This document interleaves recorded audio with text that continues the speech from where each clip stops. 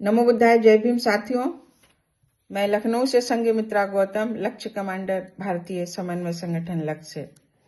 साथियों, मैं सोचती हूँ कि अगर नानक चंद रत्तू जी, जो परम पूज्य बाबा साहब डॉक्टर भीमराव अंबेडकर जी के बहुत बहुत करीबी और सहयोगी रहे हैं, अगर वो ये किताब डॉक्टर अंबेडकर के अंतिम कुछ वर्ष न लिखे होते तो हम लोग बाबा साहब के पवित्र जीवन के बारे में न जान पाते। मैं बहुत आभारी हूँ रत्तू जी का।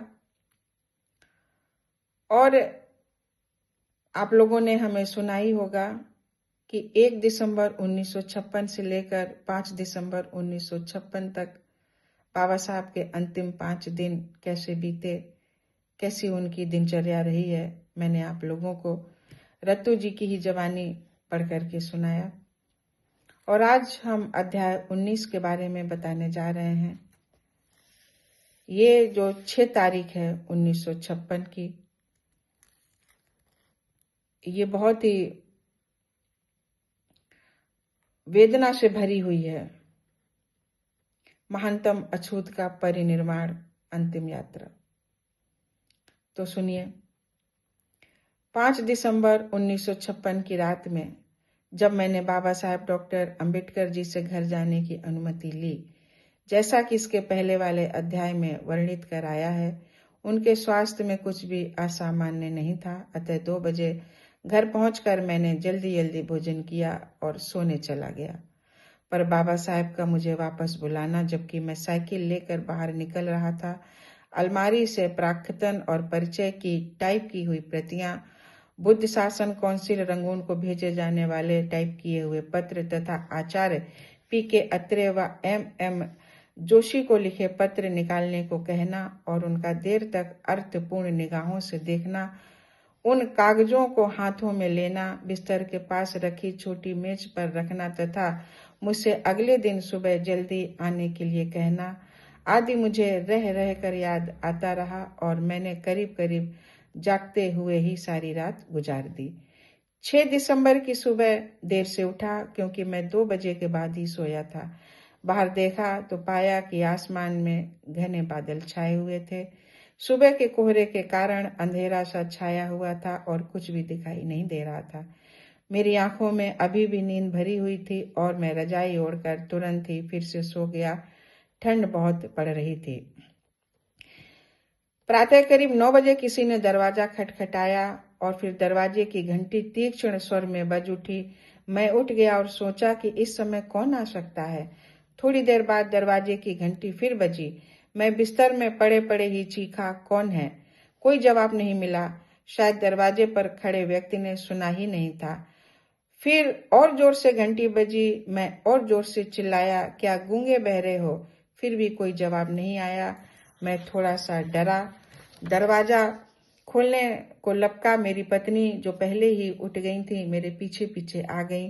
थोड़ा रुको, पत्नी फुसफुसाई, वह छड़ी ले लो।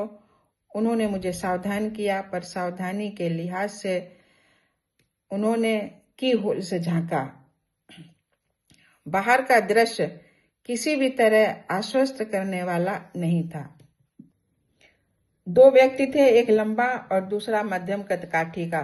फिर घंटी बजी और दरवाजा खटखटाया गया। उत्तेजना भरे आवेश में जैसे ही मैंने शीघ्रता से दरवाजा खोला तो आगंतुकों को देखकर सन्न रह गया।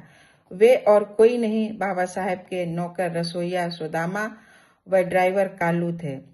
इतनी सुबह उनका आना, चेहरे पर घबराहट व बाबा साहब की कार को पास ही सड़क पर देखकर मेरी नसों का खून जम गया।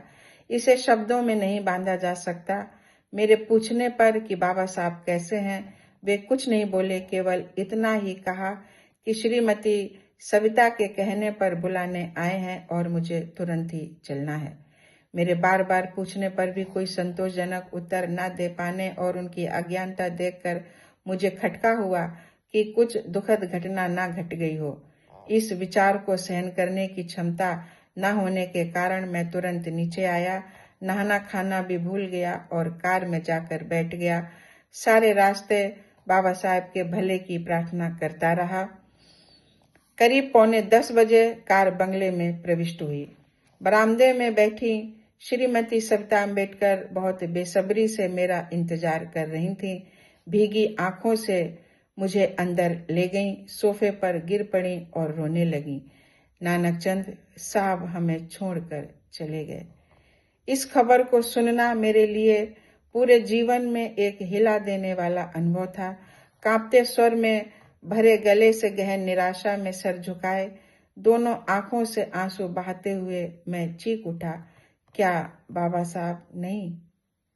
ऐसा सोचना भी मेरे लिए कठिन था और एक पागल की तरह दरवाजे और फिर अलमारी को अंधाधुंध पीटता रहा और फिर मैं कमरे में जल्दी से जा घुसा। वह महिला मेरे पीछे पीछे थी, एक महान व्यक्ति को चिर निद्रा में, जैसा कि मैं पिछली रात छोड़ गया था, देखकर सन्न रह गया। मैं हृदय को विदीर्ण करने वाले जिस मार्मिक और घोर दुख का अनुभव कर रहा था, उसे शब्दों में व्यक्त करना संभव नहीं। मैं उनके चेहरे को एकटक देखते हुए चारों ओर घूमा और घुटने के बल बैठकर रोता रहा। उनके चेहरे पर अपूर्व शांति छाई हुई थी, मानो भगवान बुद्ध ने महापरिनिर्वाण प्राप्त किया हो। मेरे बार बार जोर जोर से चीखने और रोने का कोई जवाब नहीं था। मैंने उनके मृत शरीर में हृदय गति शुरू करने का प्रयास किया। उनके हाथ पांव मले, उन्हें ऊपर नीचे चलाया, ऑक्सीजन सिलेंडर से ऑक्सीजन दी। श्वास क्रिया शुरू करने के सारे प्रयास व्यर्थ रहे। मुझे बहुत परेशान देखकर श्रीमती सविता ने मेरा ढांढस बंधाया, बोली, उनमें अब प्राण नहीं रहे।